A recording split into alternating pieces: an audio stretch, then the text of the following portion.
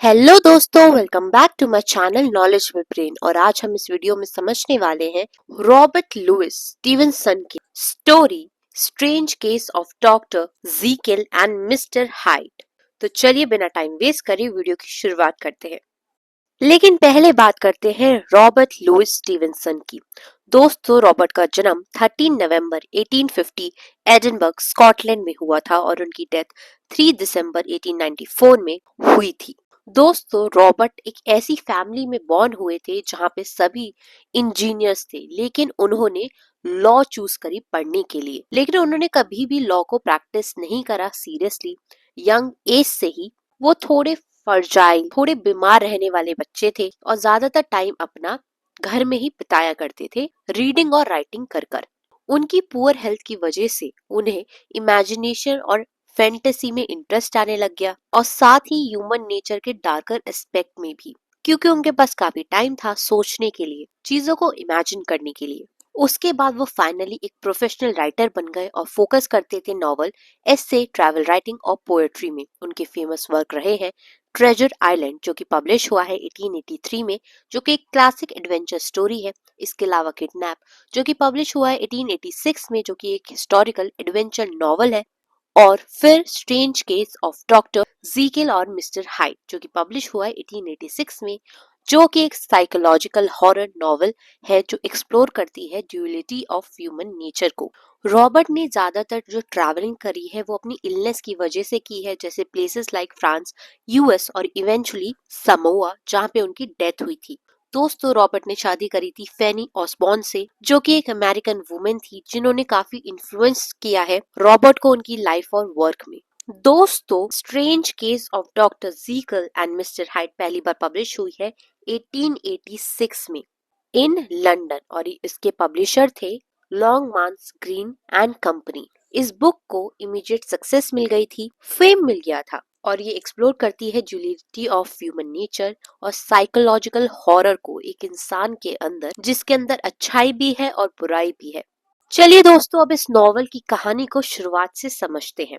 कहानी की शुरुआत होती है मिस्टर अटरसन से, जो कि एक लॉयर है जो काफी मॉडेस्ट और थोड़े बोरिंग से लगते हैं, लेकिन फिर भी एक ऐसे शख्स हैं जो दिल को पसंद आ जाए।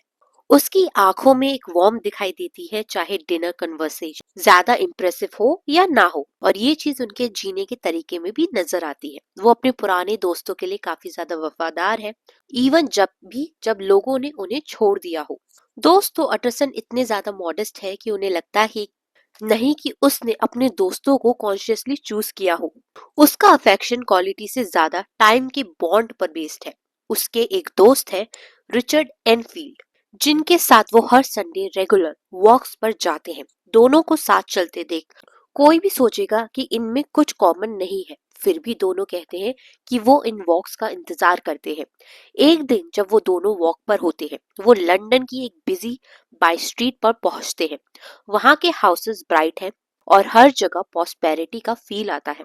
सिर्फ एक ही प्रॉपर्टी है जिसमें ऐसा कुछ फील नहीं होता, जो स्ट्रीट के कॉर्नर से 2 घर छोड़कर है। उसका फ्रंट जो है काफी ब्लैक ग्रे है और उसका डोर काफी खराब कंडीशन में है। अटरसन एनफील्ड से पूछते हैं कि क्या उसने कभी इस डोर को नोटिस किया। एनफील्ड कहता है कि हाँ, और उस डोर के साथ एक स्ट्रेंज स्टोरी जुड़ी हुई है जो वो बताने लगता है। वो बताता है एक रात इतनी लेट की स्ट्रीट बिल्कुल सुनसान थी। एनफील्ड उस एरिया से गुजर रहा था और खुद को काफी डरा हुआ फील कर रहा था। तब अचानक ऑपोजिट स्ट्रीट से एक छोटी सी लड़की और एक आदमी भागते हुए आए और एक दूसरे से टकरा गए। आदमी ने लड़की को कुचल दिया और उसे रोते हुए ही स्ट्रीट पर छोड़ दिया। मिस्टर एनफील्ड बताते हैं कि उसने उस आदमी को पकड़ लिया और उसे वापस लड़की के पास ले गया, जहां लड़की को उसकी फैमिली मेंबर्स ऑलरेडी हेल्प कर रहे थे। एनफील्ड के लिए इस पूरे इंसिडेंट का सबसे स्ट्रेंजेस्ट हिस्सा था उस आदमी का लुक। उसकी शक्ल इतनी ज्यादा पावरफुल और हेटफुल फीलिंग दे रही थी कि एनफील्ड के तो पसीने ही छूट गए। जो भी लोग वहां मौजूद थे, सब पर उस आदमी का सेम इफेक्ट पड़ा। यहाँ तक कि जो डॉक्टर बच्ची की मदद के लिए बुलाया गया था वो भी उस आदमी को देखकर विजिबली गुस्से में आ गया और ऐसा लग रहा था जैसे वो उसे मार ही देगा। लेकिन वॉयलेंस उसने करने के बजाय सब लोगों ने मिलकर उस आदमी को डराया और कहा कि अगर वो चुपचाप गायब नहीं हुआ तो वो उसकी जिंदगी बर्बाद कर देंगे। इस पर आदमी बिल्कुल शांत तरीके से बोला कि एक जेंटलमैन कभी सीन क्रिएट नहीं करता। फिर वो उस ब्लीक लुकिंग घर के अंदर गया और 100 पाउंड्स का चेक ले आया। सिर्फ इतना ही नहीं, उसने ये भी ऑफर किया जब तक बैंक्स ओपन नहीं हो जाते वो इंजर्ड लड़की और उसकी फैमिली के साथ रुकेगा ताकि चेक कैश करके उन्हें दे सके। जब लोगों ने चेक पर लिखा नाम देखा तो उन्होंने पहचान लिया कि ये आदमी एक सेलिब्रेटेड जेंटलमैन है। हालांकि मिस्टर एनफील्ड अपनी स्टोरी में उस आदमी का नाम अटरसन को नहीं बताते हैं। यहाँ पर मिस्टर एनफील्ड नोटिस करते हैं कि मिस्टर अटरसन भी इस कहानी से काफी ज्यादा अफेक्टेड हुए हैं। वो आगे बताते हैं कि उससे सबसे ज्यादा परेशानी इस बात की है कि कैसे एक आदमी इतना अजीब हो सकता है फिर भी अपने पैसे से अच्छे काम करके सोसाइटी में रिस्पेक्टेड भी माना जा रहा है। तो एक तरफ तो वो लड़की को चोट भी पहुंचा रहा है, दूसरी तरफ उसकी मदद भी कर रहा है, पैसे भी दे रहा है। तो ये बात थोड़ी अजीब है। अटरसन पूछता है कि क्या वो आदमी उसी घर में रहता है, लेकिन एनफील्ड कहता है कि नहीं, उसका मेन एड्रेस किसी और एरिया के एक स्क्वायर में है। एनफील्ड मानता है कि उसने आदमी से घर के बारे में कुछ नहीं पूछा क्योंकि उसका एक रूल है, जो भी चीज सस्पिशियस लगे उसके बारे में क्वेश्चंस मत पूछो। अटरसन को लगता है कि ये रूल काफी ज्यादा सेंसिबल है। मिस्टर एनफील्ड कहते हैं कि उसने घर को ध्यान से देखा था, उस घर का कोई दूसरा एंट्रेंस नहीं था और कोई भी अंदर बाहर आता जाता नहीं दिखाई दिया, सिर्फ कभी कभी वो ही आदमी दिखाई देता था। हाँ, घर की चिमनी हमेशा स्मोकिंग होती थी, यानी कि उसमें से धुआं निकलता रहता था। मिस्टर अटरसन अब उस जेंटलमैन का नाम पूछते हैं। मिस्टर एनफील्ड को लगता है कि नाम बताने में कोई नुकसान तो है नहीं। वो कहते हैं उस आदमी का नाम है मिस्टर हाइड। अटरसन पूछता है कि मिस्टर हाइड दिखने में कैसे है, लेकिन एनफील्ड उसे प्रॉपरली डिस्क्राइब नहीं कर पाता। वो सिर्फ इतना कहता है कि उस आदमी का अपीयरेंस काफी ज्यादा घिनौना है, नफरत के लायक है, एक्सट्रीमली हेटफुल है, बिना किसी क्लियर रीजन के। ये उसकी मेमोरी की प्रॉब्लम नहीं है क्योंकि वो आदमी की फिगर उसे बिल्कुल याद है। मिस्टर अटरसन गहरी सोच में डूब जाते हैं। वो मानते हैं कि ये कहानी उसके लिए बिल्कुल अनजानी नहीं है और वो उस आदमी को जानता है। मिस्टर एनफील्ड को अब थोड़ा बुरा लगता है कि उसने ये स्टोरी सुना दी, लेकिन दोनों दोस्त हाथ मिलाते हैं और अलग हो जाते हैं। फिर अब मिस्टर अटरसन सॉम्बर मूड में अपने घर वापस आते हैं। संडे का उसका रूटीन होता है कि वो रात तक पढ़ाई करता है, लेकिन आज वो सीधा अपने प्राइवेट सेफ के पास जाता है और वहां से वो विल निकालता है जो डॉक्टर जीकेल ने उसे इंटरेस्टेड की थी, उसको दी थी। उस विल के मुताबिक डॉक्टर जीकेल अपनी पूरी एस्टेट एडवर्ड हाइड के नाम कर देता है। तो मिस्टर हाइड का पूरा नाम है एडवर्ड हाइड। साथ ही ये भी लिखा है उस फिल्म में कि अगर डॉक्टर जीकेल किसी भी वजह से 3 महीने से ज्यादा के लिए गायब हो जाते हैं तो मिस्टर हाइड को उसकी सारी फॉर्च्यून का कंट्रोल मिल जाएगा। ये डॉक्यूमेंट हमेशा से ही मिस्टर अटरसन को गुस्सा दिलाता आया है। पहले इसलिए क्योंकि वो मिस्टर हाइड को जानता ही नहीं था और उसे समझ ही नहीं आता था कि एक अननोन आदमी को डॉक्टर जीकेल ने अपनी फैमिली से भी ज्यादा ऊपर क्यों रखा है। लेकिन अब उसका गुस्सा और ज्यादा गहरा हो जाता है क्योंकि उसको पता चलता है कि ये आदमी तो बहुत ही बदतमीज है, जैसा उनके दोस्त मिस्टर इनफील्ड ने बताया है। पहले अटरसन को लगता था कि ये रिक्वेस्ट डॉक्टर जीकेल के पागलपन का साइन है, लेकिन अब उसे लगता है कि ये सीधा डिस्ग्रेस है। इसके बाद मिस्टर अटरसन अपने दोस्त डॉक्टर डॉक्टर लैन्यून से मिलने जाते हैं, जिनके घर हमेशा पेशेंट्स की भीड़ लगी रहती है। बटलर मिस्टर अटरसन को सीधा डॉक्टर के पास ले जाता है। डॉक्टर लैन्यून अपने डाइनिंग रूम में बैठे हुए थे, काफी एनर्जी और फुल ऑफ लाइफ के साथ। वो मिस्टर अटरसन के ओल्ड स्कूल फ्रेंड है और उससे अच्छे से मिलते हैं, ग्रीट करके मिलते हैं। मिस्टर अटरसन सीधा मुद्दे पर आते हैं और डॉक्टर जीकेल का जिक्र करते हैं। वो पूछते हैं कि क्या वो और जीकेल डॉक्टर लैन्यून के दो सबसे पुराने दोस्त नहीं है। डॉक्टर लैन्यून मानते हैं कि हाँ, ये बात तो सच है, लेकिन साथ ही कहते हैं कि उसकी डॉक्टर जीकेल के साथ फ्रेंडशिप अब सौर हो चुकी है, थोड़ी खराब हो चुकी है। उसके अकॉर्डिंग डॉक्टर जीकिल अब डेविलिश से हो गए हैं और बिल्कुल अनसाइंटिफिक तरीके से सोचने लगे हैं। अब मिस्टर अटरसन को डॉक्टर लैन्यून की ये एक्सप्लेनेशन सुनकर थोड़ी राहत मिलती है, क्योंकि उसे लगता है कि डॉक्टर लैन्यून और डॉक्टर जीकिल के बीच का डिस्प्यूट सिर्फ मेडिकल ओपिनियन के डिफरेंस की वजह से नहीं है। लेकिन जैसे ही मिस्टर अटरसन सुनता है कि डॉक्टर लैन्यून ने एडवर्ड हाइट का नाम तक नहीं सुना, उसकी रेस्टलेसनेस वापस आ जाती है। उसे लगता है यार किसके नाम करके गया है वो प्रॉपर्टी, किसी को भी नहीं पता इस बारे में। उस रात अटरसन सो नहीं पाता। पास की जो घड़ी है वो 6 बजने का साउंड करती है और वो अपने दिमाग में मिस्टर इनफील्ड की कहानी को बिल्कुल विविड पिक्चर की तरह दोबारा जीने लगता है। फिर वो इमेजिन करता है कि डॉक्टर जीकिल को अपने रिच हाउस में बेड पर लेटे हुए और मिस्टर हाइट की एक शेडोई फिगर को जो रात के अंधेरे में आकर उसे ब्लैकमेल कर रही है। जैसे जैसे अटरसन नींद में डूबता है ये इमेजेस और ज्यादा रिपीटिव और नाइटमेयर की तरह बन जाती है। लेकिन एक चीज हमेशा अनक्लियर रहती है, मिस्टर हाइट का चेहरा कभी वो देख ही नहीं पाते। धीरे धीरे अटरसन इस बात पर ऑब्सेस्ड हो जाते हैं कि मिस्टर हाइट दिखने में कैसा है। उसे लगता है कि शायद हाइट का चेहरा जान लेने से ये समझ में आ जाएगा कि डॉक्टर जीकिल इस आदमी के इतने इन्फ्लुएंस में कैसे आ गए। अब नेक्स्ट मॉर्निंग अटरसन जानबूझकर उस ब्लीक लुकिंग हाउस के आसपास घूमने लगता है, इस उम्मीद में कि वो शायद उस मिस्टीरियस फिगर को देख पाए।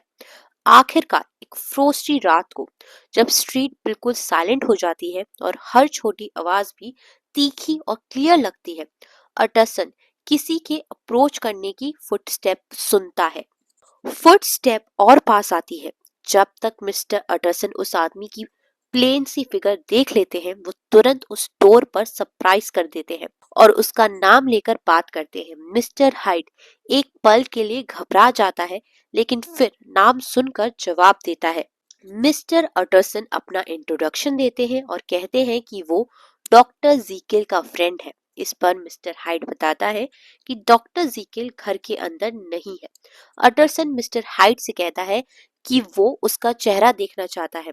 थोड़ी सी हेजिटेशन के बाद मिस्टर हाइट मान जाता है। वो कहता है कि ये अच्छा है कि उन दोनों की जान पहचान हो जाएगी, जैसे वो खुद भी डॉक्टर जीकेल के मामले के बारे में सोच रहा हो, ऐसा यहाँ पे लग रहा है। मिस्टर हाइट अटरसन को अपना एड्रेस सोहो के नेबरहुड में दे देते हैं। मिस्टर अटरसन हाइट को समझता है कि उनके म्यूचुअल फ्रेंड्स हैं, जिनमें से एक नाम है डॉक्टर जीकिल। ये सुनते ही मिस्टर हाइट अचानक डिफेंसिव हो जाता है और अपने चेहरे पर आई हुई शिकन को छुपाने की कोशिश करता है। फिर वो जल्दी से अंदर भाग जाता है। मिस्टर अटरसन अकेले रह जाते हैं डार्क स्ट्रीट में चलते हुए और उस आदमी की इस स्ट्रेंज बिहेवियर पर सोचने लगते हैं। हाइट में कुछ डिफॉर्म्ड, कुछ मॉन्स्ट्रस सा लग रहा है उन्हें, लेकिन अटरसन ने ये पिन पॉइंट नहीं कर पाते कि कौन सा डिटेल उस इम्प्रेशन की वजह से है। मिस्टर अटरसन स्ट्रीट के कॉर्नर पर एक और घर तक जाते हैं जो एक स्क्वायर में बना हुआ है। एलिगेंट लेकिन पुराना प्रॉपर्टी है वो वहां के सर्वेंट से पूछते हैं कि क्या डॉक्टर जीकिल का घर पता है। उसे याद आता है कि जीकिल के घर का ये हॉलवे कभी शहर में उसका फेवरेट रूम हुआ करता था, लेकिन अब उसकी फ्लिकरिंग लाइट यानी कि जलती बुझती लाइट जो है और स्ट्रेंज शेडो के साथ वो जगह डरावनी लगती है। इसलिए जब सर्वेंट वापस आकर बताता है कि डॉक्टर जीकिल बाहर गए हुए हैं तो मिस्टर अटरसन को रिलीफ मिलता है।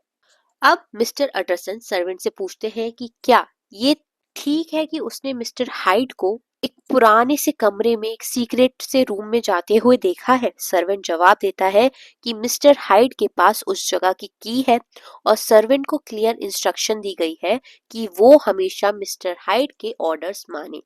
ये सुनकर मिस्टर अटरसन घर की तरफ चल पड़ते हैं, इस कॉन्क्लूजन के साथ कि डॉक्टर जीकिल अपनी जिंदगी के किसी पास फॉल्ट की वजह से कंडेम्ड हो चुके हैं, बर्बाद हो चुके हैं और अब किसी डेब्ट या मजबूरी के कारण हाइट की बात मानना उनके लिए काफी ज्यादा जरूरी हो गया है, मजबूरी हो गया है। इस थॉट के साथ अटरसन अपने खुद के पास के बारे में सोचने लगते हैं। वो मानते हैं कि उस जैसे इंसान को सिंफुलनेस की ज्यादा चिंता करने की जरूरत ही नहीं होनी चाहिए। फिर भी वो हर उस मॉरल रॉन्ग को याद करता है जो उसने कभी किया या जिससे वो बच गया। उसे पूरा यकीन है कि मिस्टर हाइड के पास में कुछ उन्होंने कुछ क्राइम किया है, कुछ पाप किए हैं जो छुपे हुए हैं। इसलिए अटरसन डिसाइड करता है कि वो डॉक्टर जीकेल को प्रोटेक्ट करेगा। वो जानता है कि उसे जल्दी एक्शन लेना होगा, क्योंकि अगर मिस्टर हाइड को विल के बारे में पता चल गया तो वो जरूर जल्दी से स्टेट इनहेरिटेट करने के लिए कोशिश करेगा।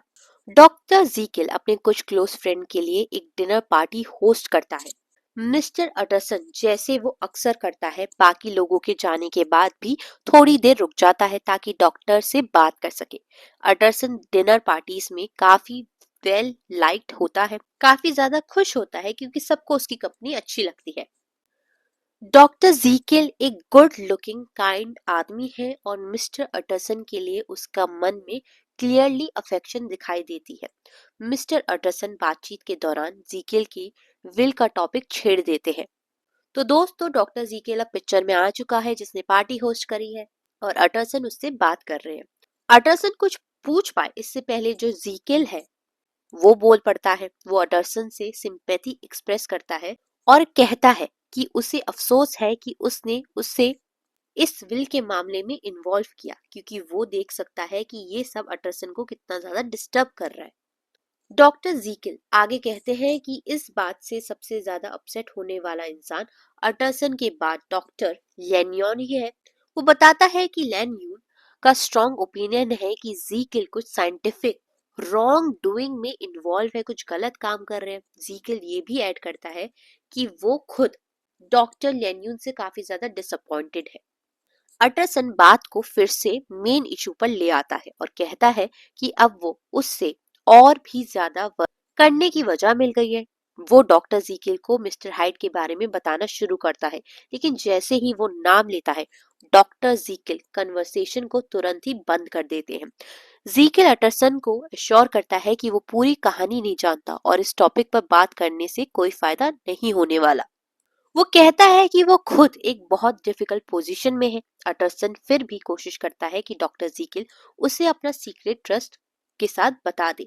डॉक्टर जीकिल दिल से अटरसन का शुक्रिया अदा करता है कि वो उस पर पूरा ट्रस्ट करता है। साथ ही वो ये भी अश्योर करता है कि वो जब चाहे मिस्टर हाइड से छुटकारा पा सकता है। वो उम्मीद करता है कि अब अटरसन इस मैटर को यहीं छोड़ देगा। आखिर में डॉक्टर जीकिल मिस्टर अटरसन को ये समझाने की कोशिश करता है कि उसे मिस्टर हाइड काफी इंटरेस्टिंग लगते हैं और वो अटरसन से रिक्वेस्ट करते हैं कि अगर कभी डॉक्टर जीकिल के साथ कुछ हो जाए या उसकी डेथ हो जाए या डेथ का केस आ जाए तो अटरसन पूरी कोशिश करे और मिस्टर हाइड को एक अच्छे क्लाइंट की तरह ट्रीट करे। मिस्टर अटरसन थोड़ी हिचकिचाहट के साथ वादा कर देते हैं। अगर ऐसी कोई अनफॉर्चुनेट सिचुएशन आती है तो वो अपनी सर्विस प्रोवाइड जरूर करेंगे। अब कहानी में एक साल बाद मिस्टर हाइड एक और क्राइम करता है और इस बार ये पिछले क्राइम से ज्यादा हिडियस और ब्रूटल होता है। पहले तो उसने बस उस लड़की को कुचला था, लेकिन मदद कर ली थी, लेकिन अब जो क्राइम किया है वो और ज्यादा भयंकर है। एक मेड जो उस घर में अकेली होती है, रात को बेड पर जाने से पहले विंडो के पास बैठ जाती है। चांदनी चमक रही होती है और वो उस रोशनी में बाहर देखते हुए एक ड्रीम लाइक स्टेट में चली जाती है। दुनिया की खूबसूरती और उसके क्रीचर्स को देखकर वो काफी ज्यादा इमोशनल हो जाती है। नीचे लेन में वो दो आदमियों की मीटिंग देखती है। एक आदमी ब्यूटीफुल, डिग्निफाइड और बूढ़ा सा लग रहा होता है और दूसरा छोटा, ज्यादा नोटिसेबल ना लगने वाला जेंटलमैन। दोनों ऐसे मिलते हैं जैसे डायरेक्शन या किसी सिंपल बात पर बात कर रहे हो। चांद की रोशनी में वो बूढ़ा आदमी लगभग हेवनली सा दिखता है और मेड का पूरा ध्यान उस पर ही चला जाता है। तभी उसकी नजर पड़ती है दूसरे आदमी पर और वो उसे मिस्टर हाइड के रूप में पहचान लेती है, जो पहले उसके मास्टर के पास आ चुका था। उसे देखते ही मेड को अजीब सा महसूस होता है, जैसे कि वो उससे नफरत करती हो। हाइड थोड़ी देर तक बुजुर्ग आदमी की बात इम्पेशेंटली सुनता रहता है, लेकिन अचानक वो गुस्से में आ जाता है। वो अपनी हैवी केन से बूढ़े आदमी पर अटैक करता है, इतनी बेरहमी से वो उसे मार देता है और फिर उसकी बॉडी को ट्रैम्पल भी करता है। इस हॉरिफाइंग सीन को देखकर मेड तो बेहोश ही हो जाती है। जब उसे होश आता है तो तब तक मिस्टर हाइड वहां से गायब हो चुका होता है। लेन में सिर्फ विक्टिम की लाश पड़ी होती है, साथ में आधी टूटी हुई केन और एक पर्स जिसमें पैसे होते हैं और एक लेटर जो मिस्टर अटरसन के नाम के एड्रेस पर होता है। सुबह पुलिस वो लेटर मिस्टर अटरसन के पास लाती है। अटरसन बहुत सीरियस हो जाता है, उदास हो जाता है और कहता है कि जब तक वो बॉडी खुद नहीं देख लेगा तब तक वो और कुछ नहीं बोलेगा। जब उसे लाश दिखाई जाती है तो वो उसे तुरंत पहचान लेता है। वो बॉडी होती है सर डैनवर्स कैरियो की। ड्यूटी पर मौजूद पुलिसमैन शॉक में आ जाता है क्योंकि वो जानता है कि इतने हाई क्लास और रिस्पेक्टेड आदमी का मर्डर पूरे शहर में बड़ी सेंसेशन पैदा कर देगा। पुलिसमैन मेट के द्वारा दिए गए मर्डरर के डिस्क्रिप्शन में मिस्टर अटरसन को बताता है कि वो पूछता है कि क्या उसे किसी पर शक है। अब जब अटरसन टूटी हुई केन को देखता है तो उसे बिल्कुल भी डाउट नहीं रहता कि कल्प्रिट मिस्टर हाइडी है। पुलिसमैन भी कंफर्म कर लेता है कि मेट ने मर्डरर को छोटा और विकेट लुकिंग बताया है। मिस्टर अटरसन पुलिस को मिस्टर हाइड के एड्रेस तक ले जाने का ऑफर भी करते हैं। वो सब फॉगी अर्ली मॉर्निंग में सफर करते हैं। आसमान के कलर्स लगातार मूव और शिफ्ट होते रहते हैं। जैसे जैसे अटरसन हाइड के रेसिडेंट के पास पहुंचता है वो महसूस करता है कि एक स्ट्रेंज लाइट पूरी जगह को एक ऑफुल एटमॉस्फेयर दे रही है। सीन इतना डरावना लग रहा है, इवन पुलिसमैन भी डरा हुआ नजर आ रहा है। जब हाइड की स्ट्रीट सामने आती है तो वो काफी ऑड लगती है। अलग अलग तरह के एस्टेब्लिशमेंट है जिसमें एक जिन पैलेस भी शामिल है। धीरे धीरे फॉग और घना हो जाता है और कुछ देर बाद उन्हें सिर्फ वही घर दिखाई देता है जिसका उन्हें पता होता है। डोर पर उनका सामना एक बूढ़ी औरत से भी होता है जिसका चेहरे पर एक विकेट एक्सप्रेशन है। वो बताती है कि मिस्टर हाइड रात को बहुत देर से घर आया था लेकिन लगभग तुरंत ही फिर बाहर चला गया। फिर भी वो जोर देकर कहती है कि ये उसके मास्टर का बिल्कुल नॉर्मल बिहेवियर है क्योंकि मिस्टर हाइड अक्सर महीनों महीनों तक गायब रहते हैं। पुलिसमैन रिक्वेस्ट करता है कि वो हाइड के रूम सर्च करे। ओल्ड लेडी के चेहरे पर एक अजीब सी खुशी दिखाई दे रही होती है, जैसे उसे खुशी हो कि हाइड अब ट्रबल में है। वो उन्हें अंदर जाने देती है ताकि रूम चेक कर सके। रूम ज्यादा एम्प्टी होते हैं क्योंकि हाइड सिर्फ कुछ ही रूम्स यूज करता है। जो रूम्स वो यूज करता है वो बहुत वेल कैप्ड है। नाइस फर्नीचर, डेकोरेशन और एक पेंटिंग भी है जो डॉक्टर जीकेल ने हाइड को दी थी। लेकिन साथ ही ये भी लगता है कि रूम्स को रिसेंटली छेड़ा गया हो। फायर के स्पिल्ड एशेस में पुलिसमैन को हाइड का चेकबुक और केन का दूसरा हिस्सा मिल जाता है। वो चेकबुक बैंक ले जाते हैं और वहां खुशी होती है जब पता चलता है कि हाइड के अकाउंट में थाउजेंड्स ऑफ पाउंड्स है। अटरसन कॉन्फिडेंटली कहता है कि वो जरूर हाइड को पकड़ लेंगे, बस उन्हें बैंक के बाहर वेट करना होगा। लेकिन हाइड अपीयर नहीं करता और क्योंकि उसे ज्यादा लोग देख नहीं पाते उनके पास उसे आइडेंटिफाई करने के लिए कुछ ज्यादा क्लूज भी नहीं है कि किसी को पता ही नहीं कि हाइड दिखता कैसे है, तो कैसे पकड़े भाई उसे। जो डिस्क्रिप्शन उन्हें गैदर किया उनमें सिर्फ एक शॉर्ट डिटेल है, उसका अनएक्सप्लेन्ड डिफॉर्म्ड अपीयरेंस। किसी को एक्चुअल अपीयरेंस नहीं पता उसका। दोस्तों कहानी में आगे क्या होता है हम अगली वीडियो में देखेंगे क्योंकि कहानी अभी बहुत ज्यादा लंबी है। आई होप आपको कहानी का इतना पार्ट समझ में आ गया होगा और वीडियोस देखने के लिए चैनल को सब्सक्राइब करें।